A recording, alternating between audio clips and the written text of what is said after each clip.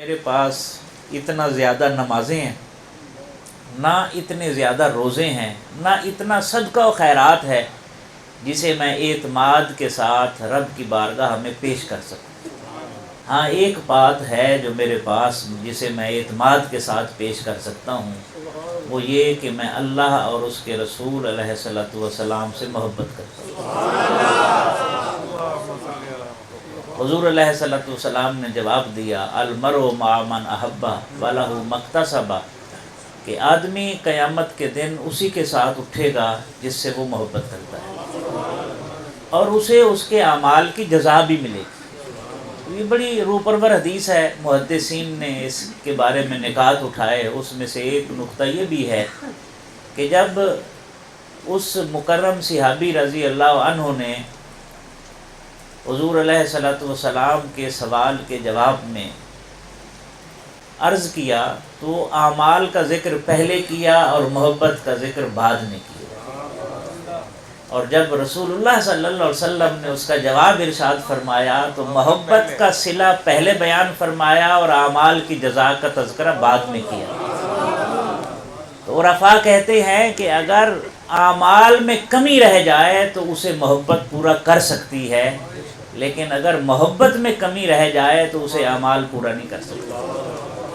تو اعمال بھی ضرورت ہیں اور محبت بھی ضرورت ہے۔ محبت بنیاد ہے۔ اقبال نے کہا تھا، محبت کے شرر سے دل سراپا نور ہوتا ہے، ذرا سے بیج سے پیدا ریاض طور ہوتا ہے۔ یہ عشق کی چنگاری جس کے دل میں لگ جائے تو پھر آگے گلشن آباد کر دیتی ہے، لیکن ایسے عمل اور ایسے اعمال جن میں محبت نہ ہو تو وہ کبھی کسی کو متاثر کرنے کے قابل نہیں ہوتے۔ سیرت طیبہ سے ہمیں کیا سبق ملتا ہے؟ سماجی رویہ کیا ہوتا ہے؟ رویہ کسی کی انفرادی عادت کو نہیں کہتے، وہ عادت جب بار بار برتی جائے اور پختہ ہو جائے تو اسے رویہ کہتے ہیں، اور رویہ مزاج کا حصہ ہوتا ہے، اور جب انفرادی لوگوں کے رویے اکٹھے ہو جائیں تو وہ سماج کا رویہ بن جاتے ہیں۔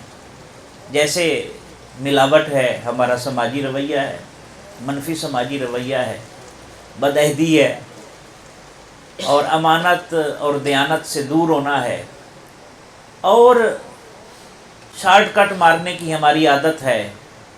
یہ سارے سماجی رویے ہیں جو بن چکے ہیں، اور یہ بات بڑی دلچسپ ہے کہ ہم حج یا عمرہ میں تو شاید پہلے نمبر پر ہیں، لیکن ایمانداری میں ہمارا نمبر 160 کے بعد آتا ہے۔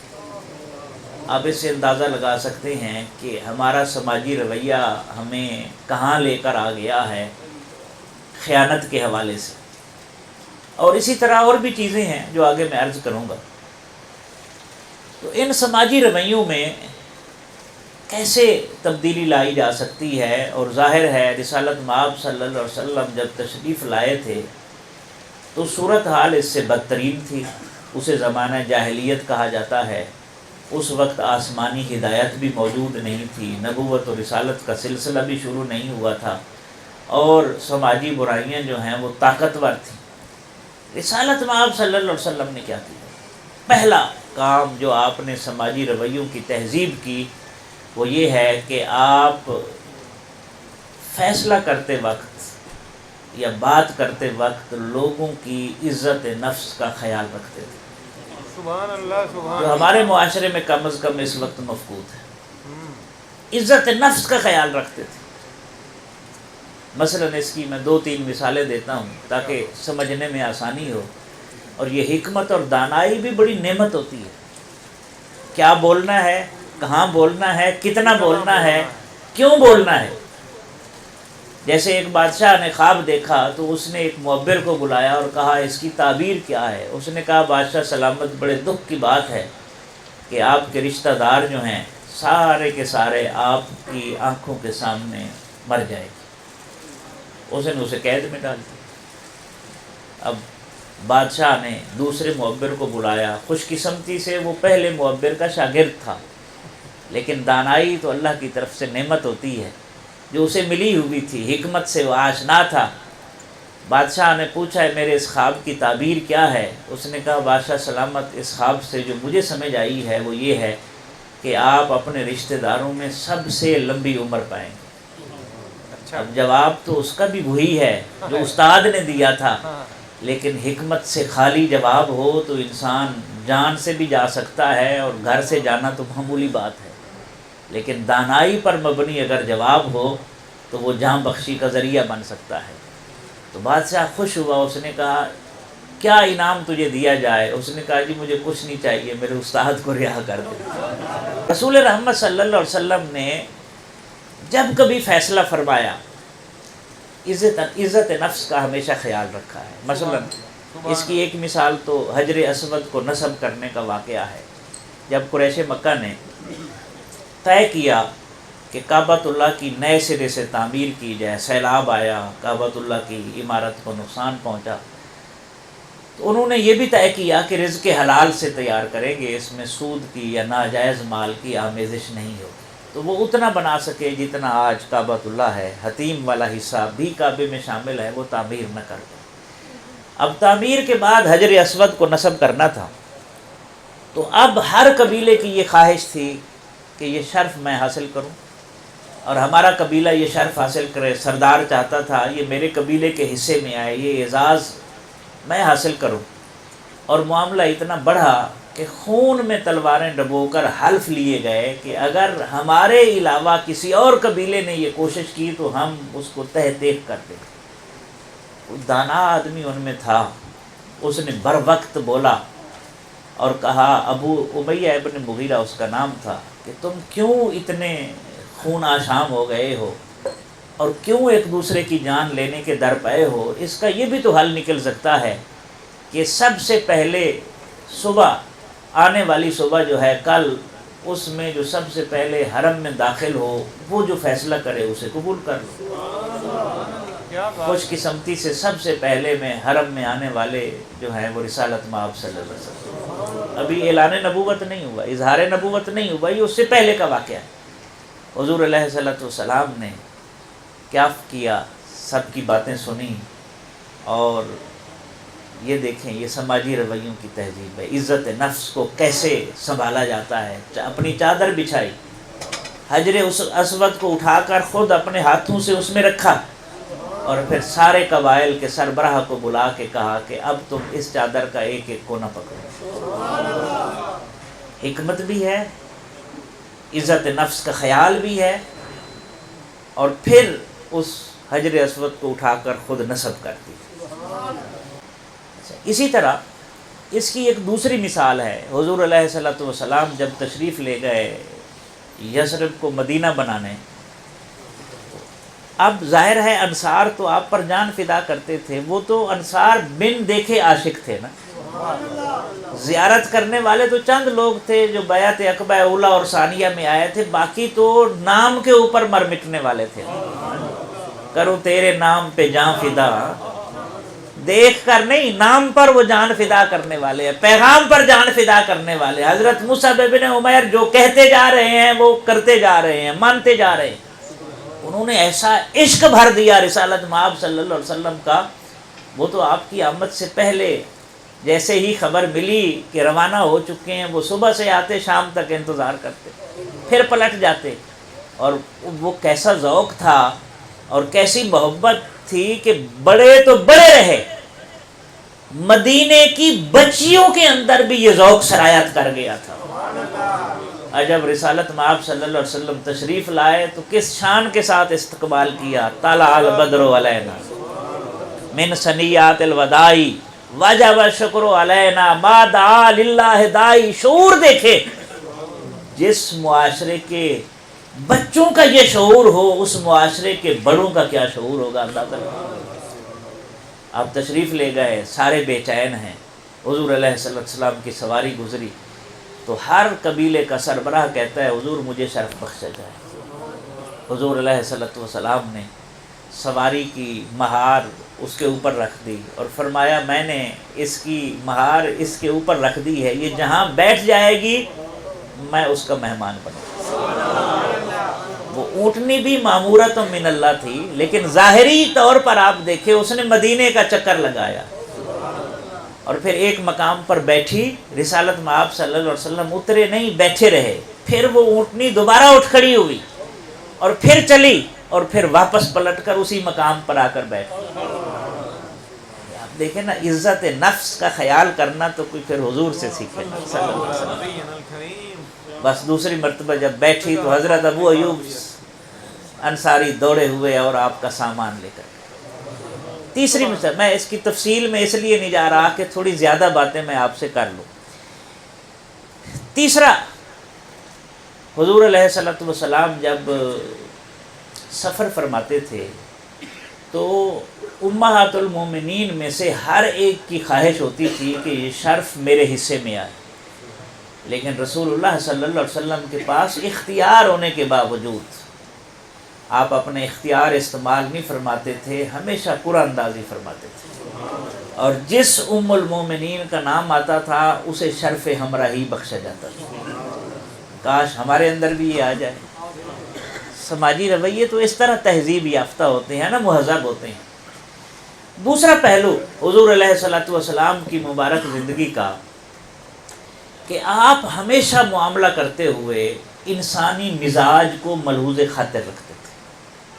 دیکھیں نا، ایک مزاج ہے عرابی کا، بدو کا، ایک مزاج ہے سمجھدار آدمی کا۔ حدیث پاک میں بھی ہے کہ لوگ اب عمل کرتے ہیں، اللہ ان کو ان کے اعمال کی جزا ان کی عقلوں کے مطابق دے گا۔ جس طرح ایک عبادت گزار تھا، اب وہاں خشک سالی تھی، اچانک بارش آئی، سبزہ ہوا، اس کا ایک گدھا تھا، سواری اس کی، اب وہ باہر نکلا، ہریالی دیکھی تو اس سے رہا نہ گیا اور کہنے لگا میرے رب اگر تیرا بھی گدھا ہوتا تو میں اسے اپنے گدھے کے ساتھ چراتا، اس کی میں خدمت کرتا۔ اب اس کا لیول وہی ہے جو اس کے ذہن کے مطابق ہے۔ حدیث پاک میں آتا ہے لوگ عمل کرتے ہیں لیکن ان کو جزا ان کی عقلوں کے مطابق دی جاتی ہے۔ ایک نبی نے جب اسے ٹوکا، پتہ چلا تو اللہ نے منع کر دیا، وہی اتاری کہ یہ محبت میں کہہ رہا ہے۔ تو ہر ایک کی محبت کا انداز مختلف ہوتا ہے۔ اب ہر آدمی عمل کرتا ہے۔ مثلا غزوہ حنین پر جب مال تقسیم ہوا تو چند اعرابی آئے، اس وقت مال تقسیم ہو چکا ہے، رسول رحمت صلی اللہ علیہ وسلم کو انہوں نے فزیکلی گھیر لیا، ایک درخت کے نیچے لے گئے، چادر کھینچنے لگے حضور صلی اللہ علیہ وسلم کی، ہمیں بھی عطا کیا جائے۔ لیکن آپ سمجھتے تھے ان کی تہذیب نہیں ہوئی، ان کی تربیت نہیں ہوئی۔ آپ مسکرا رہے ہیں اور فرما رہے ہیں یہ جو ببول کے درخت ہے نا، یہاں پر اس جنگل میں، اس صحرا میں، اگر ان کے مطابق میرے پاس مویشی ہوتے نا، میں سارے تم نے تقسیم کر دیتا اور تم مجھے کبھی بخیل نہ پاتے، بزدل نہ پاتے۔ اب وہ مطمئن ہو رہے ہیں اور ان کے ساتھ وہ رویہ اختیار کیا۔ دوسری طرف رویہ انسانی مزاج کو ملحوظ رکھنا۔ حضرت ابوبکر صدیق اور حضرت فاروق اعظم رضی اللہ عنہ میں کسی بات پر شکر رنجی ہوتی ہے۔ حضرت ابوبکر صدیق حضور کی بارگاہ میں آتے ہیں، منانے کی کوشش کی، حضرت فاروق اعظم جلالی ہیں لیکن اس وقت وہ نہ مانے، وہ حضور کے پاس آئے اور ساتھ کہہ رہے ہیں کہ اس میں غلطی میری ہے، فاروق کا قصور نہیں ہے۔ دل کی بات بھی کر رہے ہیں اور ساتھ دفاع بھی کر رہے ہیں۔ اسی دوران فاروق اعظم کا جب جلال ٹھنڈا ہوا تو وہ سیدھے صدیق اکبر کے گھر گئے کہ میں معذرت کروں۔ ادھر انہیں نہ پایا تو انہیں سمجھ آ گئی کہ وہ حضور کے پاس گئے ہوں۔ اب حضور علیہ الصلوۃ والسلام کے جب پاس پہنچے نا تو حضور علیہ الصلوۃ والسلام نے جب یہ بات سنی تو آپ نے جلال آمیز خطاب میں فرمایا جب تم سارے میری تکذیب کر رہے تھے تو یہ میری تصدیق کر رہے تھے۔ یہ وہ میرے ساتھی ہیں جنہوں نے اپنی جان اور مال سے میری مواسات کی ہے، تم میرے دوست کے ساتھ یہ سلوک کرتے ہو۔ کہتے ہیں حضور جب جلال میں آئے، محبت دیکھیں، صدیق اکبر گھٹنوں کے بل زمین کے اوپر کھڑے ہو گئے اور حضور کی بارگاہ میں عرض کی میرے آقا اس میں فاروق کی غلطی نہیں ہے۔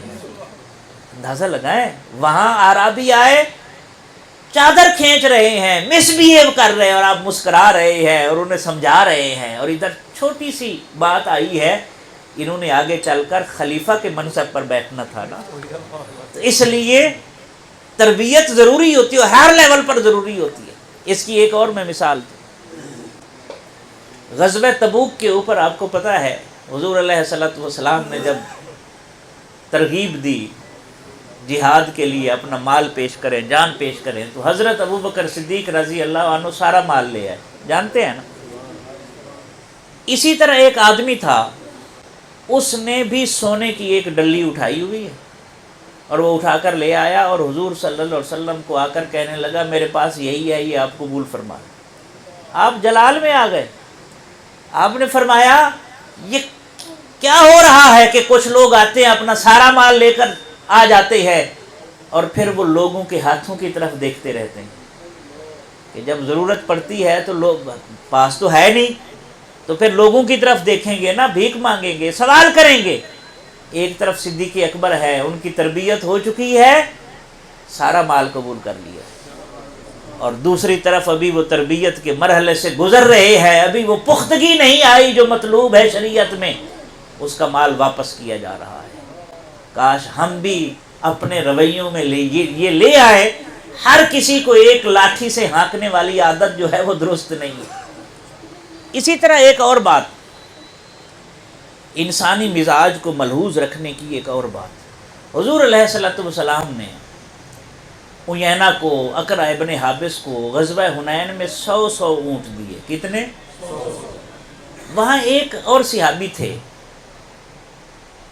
جمیل ابن سراقہ، یہ اصحاب صفہ میں سے تھے اور غریب بھی تھے۔ ایک صحابی گئے حضور علیہ الصلوۃ والسلام کی خدمت میں، عرض کی میرے آقا آپ نے ان کو اتنا نوازا ہے لیکن جمیل محروم رہ گیا۔ حضور علیہ الصلوۃ والسلام نے اس کی بات سنی تو پتہ کیا فرمایا آپ نے؟ توکل تو جمیلا الی اسلامہ، میں نے جمیل کو اس کے اسلام کے حوالے کر دیا، وہ اصحاب صفہ میں سے ہے، وہ برداشت کر جائیں گے، وہ تربیت کے مرحلوں سے گزر رہے ہیں، گزر چکے ہیں، وہ برداشت کر جائیں گے، مال کے بغیر رہ لیں گے۔ لیکن جن کو میں نے دیا ہے اس مال کے لینے کے بعد وہ اسلام کی طرف مائل ہوں۔ حکمت نبوی دیکھ، اور ہم جو پہلے بھرا ہوا ہوتا ہے سارا کچھ اسی کو دینے کی کوشش کرتے ہیں، اس سے مسائل پیدا ہوتے ہیں۔ اسی طرح انسانی مزاج کو ملحوظ رکھنے کا ایک اور مثال واقعہ جو ہے وہ صفوان ابن امیہ کا بھی ہے۔ صفوان سخت کافر، امیہ بن خلف کا بیٹا جو حضرت بلال پر ظلم کرتے تھے، اور حضور علیہ الصلوۃ والسلام کو شہید کرنے کی بھی ناپاک سازش اس نے کی تھی، اسپیشل مکے سے بندہ بھیجا تھا شہید کرنے، جو مسلمان ہو گیا۔ خیر یہ جب ان کو پکڑ کے لایا گیا، وہ تفصیلی واقعہ ہے اس طرف نہیں جاتے، تو اس نے کہا سنا ہے آپ نے مجھے بھی معاف کر دیا ہے، حضور کو کہہ رہا ہے مجھے بھی معاف کر دیا۔ آپ نے فرمایا ہاں تجھے بھی معاف کر دیا۔ اچھا آپ نے معاف کر دیا لیکن ابھی میں ایمان نہیں لاؤں گا، مجھے 2 مہینے چاہیے، میں غور و فکر کروں گا۔ انا دیکھیں، آپ نے فرمایا کوئی نہیں صفوان تم 4 مہینے لے لو۔ بس اس کے بعد حنین کا غزوہ ہوا، پھر یہ سلسلہ آگے حنین کے غزوے سے پہلے کی بات ہے، فتح مکہ پر ہوا، بعد میں حنین کا غزوہ ہوا۔ رسالت مآب صلی اللہ علیہ وسلم نے اس سے تعلق رکھا، اس سے اسلحہ کی چیزیں، تلواریں، نیزے، عاریتاً لی، سردار تھا جو جنگ میں استعمال ہونی تھی۔ اب مال تقسیم ہو رہا ہے اور دریائے رسالت جوش میں ہے، اور عطا پہ عطا اور بخشش پہ بخشش۔ صفوان سردار کا بیٹا ہے، خود سردار ہے، خلق الانسان حلوہ، انسان حریص پیدا کیا گیا ہے۔ تو جب دیکھا نا کہ اتنی عطا ہو رہی ہے تو رہا نہ گیا ان سے، پکار اٹھے یا محمد صلی اللہ علیہ وسلم کچھ مجھے بھی عطا فرمائی۔ آپ صلی اللہ علیہ وسلم نے دیکھا نا اس کی طرف، آپ نے فرمایا صفوان دیکھ رہے ہو یہ وادی ہے، اس میں جو ریوڑ کھڑا ہوا ہے، ہزاروں جانور تھے اس میں۔ کہنے لگا دیکھ رہا ہوں۔ آپ نے فرمایا یہ سارا تیرا ہے، لے جاؤ۔ وہ جو اٹکے ہوئے تھے نا انسانی مزاج کو ملحوظ رکھنا، وہ اٹکے ہوئے تھے، اسلام قبول نہیں کر پا رہے تھے، رکاوٹ تھی۔ جب اس نے یہ دیکھا نا تو پکار کر کہتے تھے لوگوں محمد پر ایمان لے آؤ، وہ اتنا عطا کرتے ہیں، اتنا عطا کرتے ہیں کہ اس کے بعد تنگ دستی کا بھی ڈر نہیں رہتا۔ کاش یہ انسانی مزاج کو ملحوظ رکھنے کی عادت ہمارے سیاستدانوں میں بھی آ جائے، ہماری مذہبی قیادت میں بھی آ جائے، اساتذہ اور والدین میں بھی آ جائے تو معاشرہ جنت نظیر ہو جائے گا۔ لیکن ہم ہر کسی کے ساتھ ایک جیسا سلوک کرتے ہیں، جب نیچر ایک جیسی نہیں ہے تو سلوک ایک جیسا کیسے ہو سکتا ہے؟ اصول، قانون، قاعدہ وہ اور بات ہے، لیکن عام روٹین میں جب معاملات کیے جاتے ہیں تو اس کا خیال کیا جائے۔ اور تیسرا اور آخری پوائنٹ جو ہے وہ یہ ہے، اور یہ بڑا اہم پوائنٹ ہے، کہ رسول اللہ صلی اللہ علیہ وسلم ہمیشہ ضمیر زندہ کرتے تھے، انا کو نہیں ابھارتے تھے۔ ہم اس وقت ہمارا معاشرہ اناؤں کا شکار ہے۔ دیکھیں نا، گھر ایک چھوٹا سا یونٹ ہوتا ہے سوسائٹی کا، اس میں میاں اور بیوی کی اناؤں کا اگر تصادم ہو جائے تو وہ گھر باقی نہیں رہتا، سیپریشن ہو جاتی ہے، طلاق واقع ہو جاتی ہے۔ جب ایک چھوٹے سے یونٹ میں دو آدمیوں کی اناؤں کا تصادم جو ہے وہ گھر برباد کر دیتا ہے، تو اب ہمیں سمجھ جانا چاہیے قومی سطح پر جو اناؤں کا تصادم ہے، اور اس نے ملک کو جس سیاسی عدم استحکام میں اور معاشی عدم استحکام میں دھکیل دیا ہے، آپ اندازہ لگائیں، انائیں طاقتور ہو گئیں اور ضمیر مردہ ہو گئے، ملک برباد ہو رہا ہے، کسی کو فکر نہیں ہے۔ پھر یوں ہوا کہ راستے یکجا نہیں رہے، میں بھی انا پرست تھا، وہ بھی انا پرست تھا۔ ملک ہے تو ہم ہیں نا، تو اللہ اس کو سلامت رکھے، لیکن جسے ملک کی بھی سلامتی کی فکر نہیں ہے، آپ اس کا اندازہ لگا لے، انا اتنی خطرناک چیز ہے۔ رسول رحمت صلی اللہ علیہ وسلم اناؤں کو نہیں بھڑکاتے تھے، ضمیر زندہ کرتے تھے۔ دو مثالیں اس کی دے کے گفتگو ختم کرتا ہوں۔ ایک مثال تو یہ ہے، ثمامہ ابن آسال ہے، یمامہ سے ان کا تعلق ہے، اور سخت نفرت کرتے ہیں حضور صلی اللہ علیہ وسلم سے۔ عمرہ کرنے کے لیے نکلے اپنے دین کے مطابق، اس وقت گشت ہوتا تھا، مدینے میں خطرات منڈلا رہے تھے، تو کچھ مسلمان جو گشت پر تھے صحابی، وہ انہیں پکڑ کر لے آئے۔ اب سردار ہے یمامہ کا، حضور علیہ السلام نے اسے کہا کہ اسے ایک کمرے میں نظر بند کر۔ اب ہوا کیا کہ انہیں باندھ دیا گیا کمرے میں، اور اس نے 10 مسلمانوں جو ہے وہ شہید کیے ہوئے تھے، قتل کیے ہوئے تھے، مسلمانوں کو مارا ہوا تھا اس نے۔ اب حضور علیہ السلام اس کے پاس گئے اور پوچھا، ثمامہ کیا حال ہے؟ نفرت تھی، تکبر تھا؟ بولا آپ نے غلط جگہ ہاتھ ڈالا ہے، اگر مجھے آپ قتل کریں گے نا تو اس کا انجام بڑا بھیانک ہوگا، اور اگر آپ کو مال و دولت چاہیے تو بتائیں کیا دوں میں آپ کو، اور اگر مجھے آپ چھوڑ دیں گے تو مجھے احسان شکر کرنے والا پائیں گے۔ 3 باتیں اس نے دہرائیں، اور بڑی بے رخی کے ساتھ، بد تہذیبی کے ساتھ۔ رسول اللہ صلی اللہ علیہ وسلم اس کی باتیں سنتے رہے، مسکراتے رہے اور تشریف لے گئے۔ اگلے دن پھر آئے، پھر یہی پوچھا، ثمامہ کیا حال ہے؟ اس نے پھر وہی دہرا دیا۔ آپ پھر تشریف لے گئے، تیسرے دن پھر آئے، پھر پوچھا، پھر وہی جواب۔ چوتھے دن آئے نا تو آپ نے فرمایا ثمامہ کو کھول دو، آزاد کر دو۔ کھول دیا گیا، آزاد۔ اب یہ غصے میں ہیں، گھوڑے پر بیٹھے مدینے سے باہر کی طرف، یمامہ کی طرف یا مکے کی طرف رخ کیا اور گھوڑا دوڑایا سر پر، لیکن ضمیر زندہ ہو چکا تھا، سوچنے پر مجبور کیا ضمیر نے۔ عجیب بات ہے، میں نے ان کے 10 لوگ مار دیے، مجھے قصاص میں قتل کیا جاتا، میرے ٹکڑے ٹکڑے کیے جاتے، یا مجھ سے دولت مانگی جاتی، یا کوئی معاوضہ مستقبل میں طے کیا جاتا، معاہدہ ہوتا۔ کہ جتنی صفات ہیں یہ عام بشری صفات تو نہیں ہیں، یہ تو نبی کی صفات ہو سکتی ہے۔ ضمیر زندہ ہو گیا تھا، واپس پلٹے، بڑھتے ہوئے قدم، تیز گھوڑا روکا، واپس پلٹے، مدینے کے باہر ایک کنویں پر غسل کیا، نہائے، صاف ستھرے کپڑے پہنے، اور آ کر اعلان کر دیا کہ میں مسلمان ہوتا ہوں۔ اس نے اپنا بنا کے چھوڑ دیا، کیا اسیری ہے، کیا رہائی ہے۔ اور وہاں سے وہ حضور صلی اللہ علیہ وسلم پر ایمان لے آئے، اور پھر کہنے لگے میں تو عمرہ کرنے جا رہا تھا، اجازت دے تو میں جاؤں، تو پھر نصیحت کی تو عمرہ کرنے جو ہے وہ چلے گئے۔ وہاں قریش نے ان کو چھیڑا اور تنگ کیا، اور کہا تو بے دین ہو گیا ہے، سابی ہو گیا ہے. وہ کہتے میں بے دین نہیں، وہ میں نے اسلام قبول کیا. جواب دے رہے ہیں. اور جب کسی نے زیادہ بد تہذیبی کی تو آپ غصے میں اور کہا تمہیں پتہ ہے اہل مکہ تمہاری جتنی بھی گندم آتی ہے ساری یمامہ سے آتی ہے، اگر تم نے پھر یہ میرے ساتھ حرکت کی تو میں ساری گندم کی سپلائی روک دوں.